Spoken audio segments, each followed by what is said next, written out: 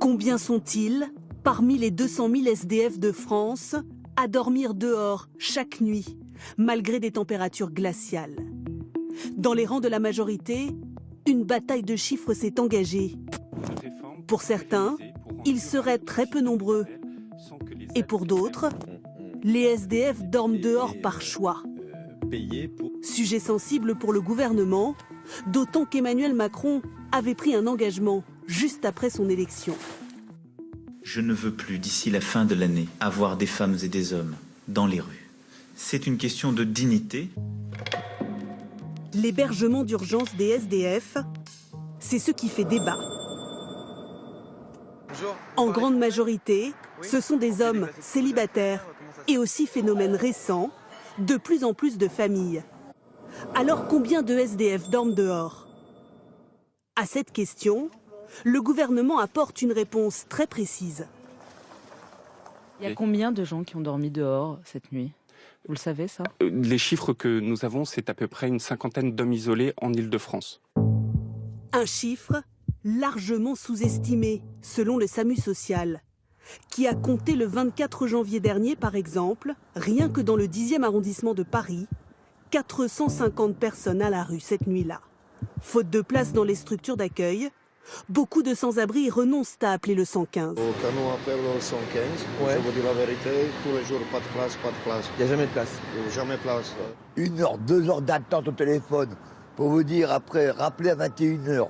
À 21h, oui, c'est complet. Vous n'arrivez pas à avoir de place? Ouais, mais on reste dans la rue, on est comme des chiens. 115 de Paris, bonsoir. Une saturation que nous confirme le SAMU social. Alors ouais, non, ce soir on n'aura pas de place, monsieur. Vous pouvez essayer de rappeler tout à l'heure vers 21h. Ce soir-là, 3 personnes sur 4 ne trouvent pas de solution pour la nuit. C'est compliqué de leur dire qu'ils vont rester dehors et qu'on n'a pas de solution alternative à leur proposer. Malheureusement, on n'a pas d'autre solution. Les places, on les a à 19h. Au bout de 10 minutes, il n'y a déjà plus de place. Au mois de novembre à Paris, 75% des demandes d'hébergement n'ont pas abouti. À Lyon, 83%. Dans le Nord, 87%. Et dans les Bouches-du-Rhône, 57%.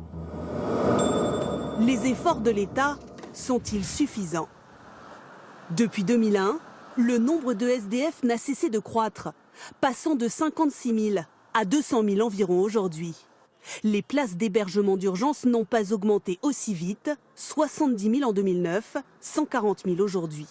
Mais selon Christophe Castaner, proche d'Emmanuel Macron, le problème des sans-abri ne serait pas qu'une question de structure. Il y a des femmes et des hommes qui refusent aussi, dans le cadre des maraudes, d'être logés.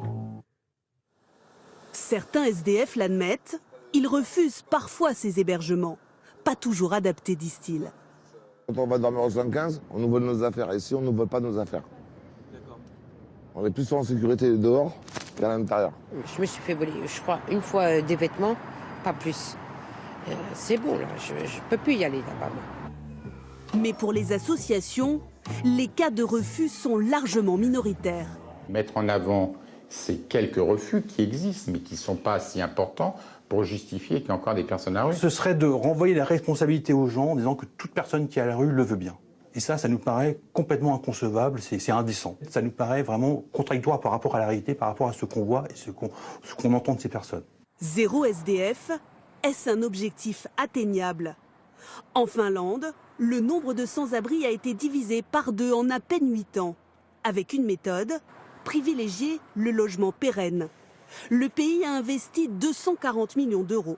En France, certains jugent cette solution trop chère, notamment en raison du prix de l'immobilier. À Helsinki, le mètre carré coûte 2 fois moins cher qu'à Paris.